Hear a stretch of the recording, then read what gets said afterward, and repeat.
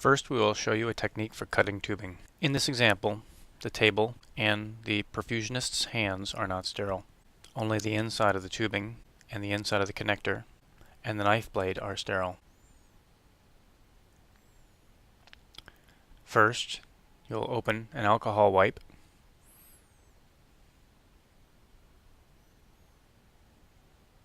and swab the tubing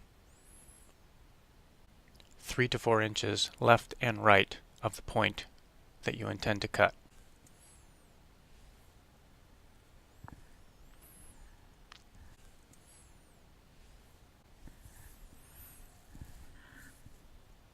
Next, bend the tubing over until it kinks. Holding your fingers away from the cut, roll the knife blade from end to end across the side of the tubing.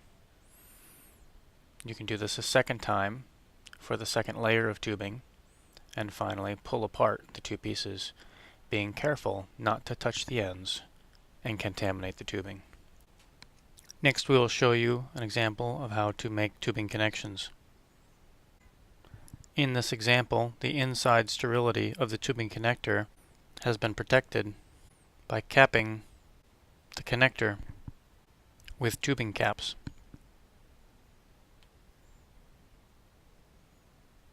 Notice at this point that you have 3 sterile connections in your hand and that the end of the connector that is in your palm is still protected.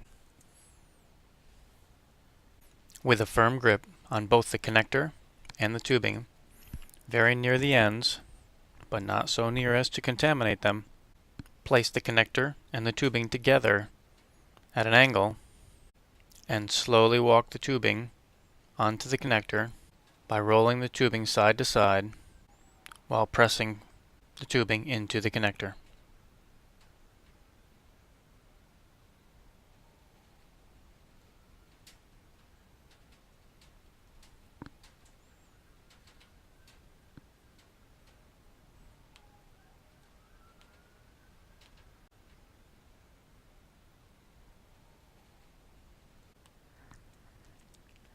Now let's take a moment and review a few very common mistakes.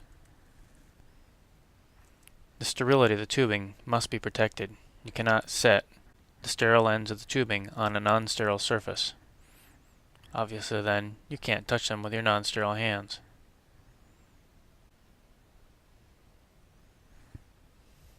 So when making the connection, keep your fingers away from the ends of the connector and the tubing.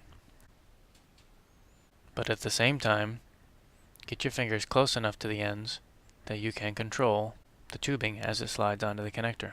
So now let's review the proper technique.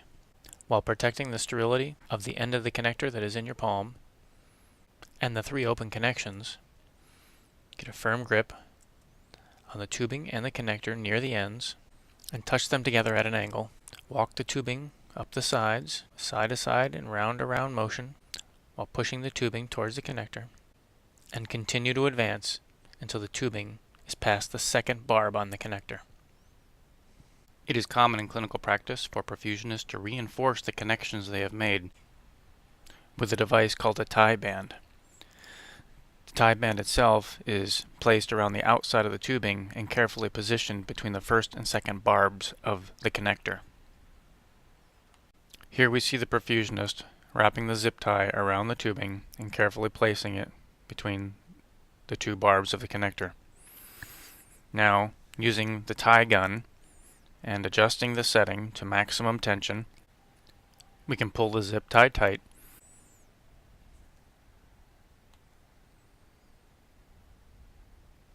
and cut off the free end by squeezing the trigger of the gun. With this complete, you should confirm that the zip tie is appropriately tightened by trying to roll it on the outside of the tubing. One explanation for a tie band that fails to tighten may be if the tie band is wrapped around the tubing upside down.